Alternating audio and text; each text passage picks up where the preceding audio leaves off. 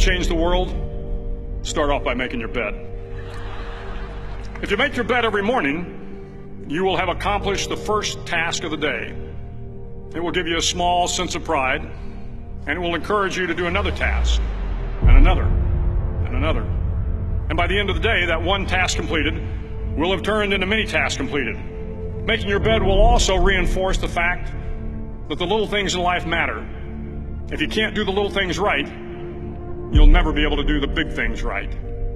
And if by chance you have a miserable day, you will come home to a bed that is made, that you made. And a made bed gives you encouragement that tomorrow will be better.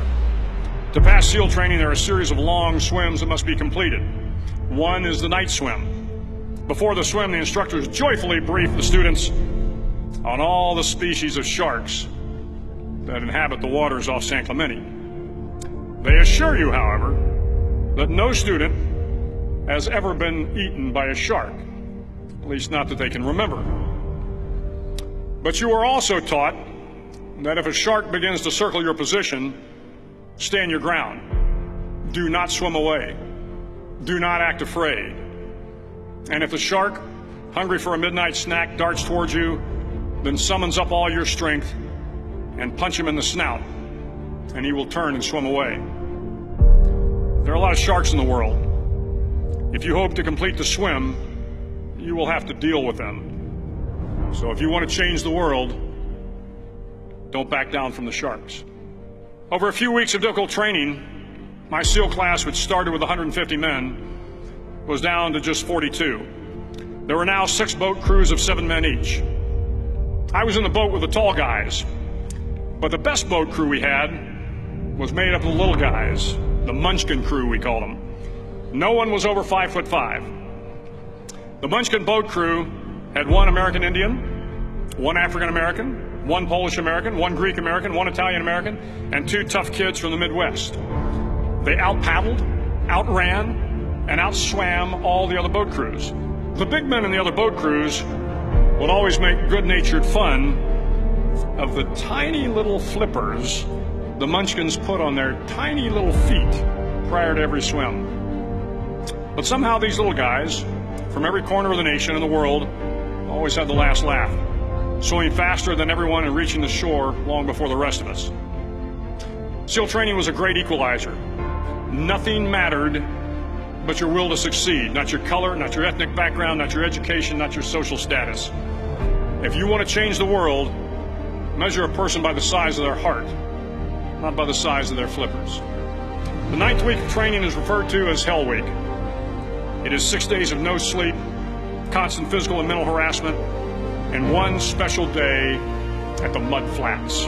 The Mud Flats are an area between San Diego and Tijuana where the water runs off and creates the Tijuana Sloughs, a swampy patch of terrain where the mud will engulf you.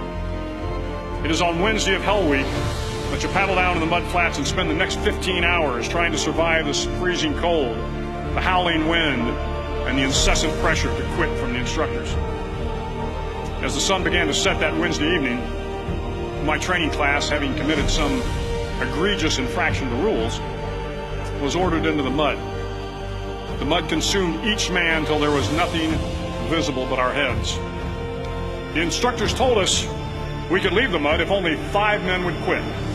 Only 5 men, just 5 men, and we could get out of the oppressive cold.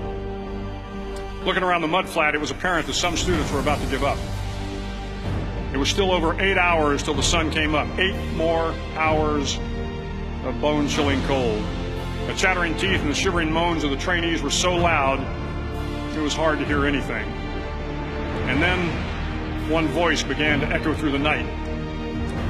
One voice raised in song. The song was terribly out of tune, but sung with great enthusiasm. One voice became 2, and 2 became 3, and before long, everyone in the class was singing. The instructors threatened us with more time in the mud if we kept up the singing, but the singing persisted, and somehow the mud seemed a little warmer, and the wind a little tamer, and the dawn not so far away. If I have learned anything in my time traveling the world, it is the power of hope. The power of one person, a Washington, a Lincoln, King, Mandela, and even a young girl from Pakistan, Malala. One person can change the world by giving people hope. So if you want to change the world, start each day with a task completed. Find someone to help you through life. Respect everyone. Know that life is not fair and that you will fail often. But if you take some risks, step up when the times are the toughest, face down the bullies, lift up the downtrodden, and never ever give up. If you do these things, the next generation and the generations that follow will live in a world far better than the one we have today. And what started here will indeed have changed the world for the better.